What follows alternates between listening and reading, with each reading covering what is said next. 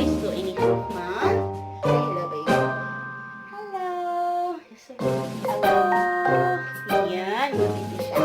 Yan. Unang-una, i-thread muna yung fabric sa rings, kagaya nito. And then, kung saan yung gawin ng shoulder nyo, yun yung mas top of the ring. So, para properly yung pag-fit in, siguraduhin na itong tahi is naka-level dito sa my shoulders. Okay? Ganyan. Yun yung properly. Pag naka-level siya sa shoulders, tamang-tama yung position ng ring at hindi siya masakit gamitin. So, ito ngayon. Yung ginagawa ko, pag hawak-hawak ko sa baby, una, ipasok yung kamay ko.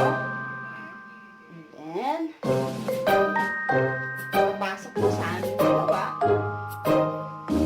Ayan. Akin sa likod. Tapos yung isang kamay. Hawakan si baby. Ilalabas ko yung isang kamay. Ganyan. Tapos, ayan. And then, ayusin ko. Okay, ganyan. Push sa baby sa loob. Ayusin mo ganyan. Ngayon, hihilain itong fabric. Okay. Go.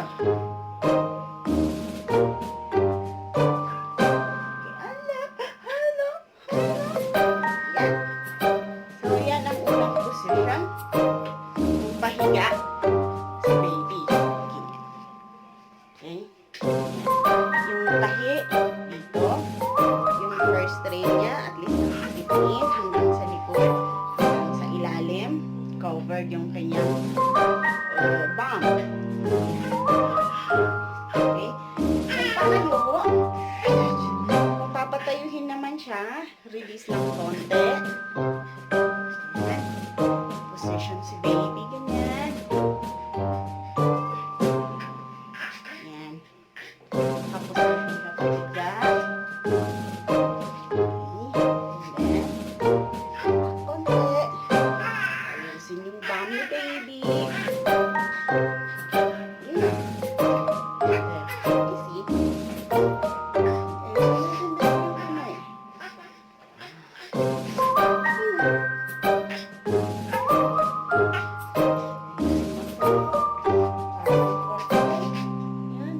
Dahil nasa shoulder, yung bum ni baby, under the knee, yung rail niya, ito niya, bidangang nakakit in, hindi pag ganitong may slack ko siya, ayusin lang konti.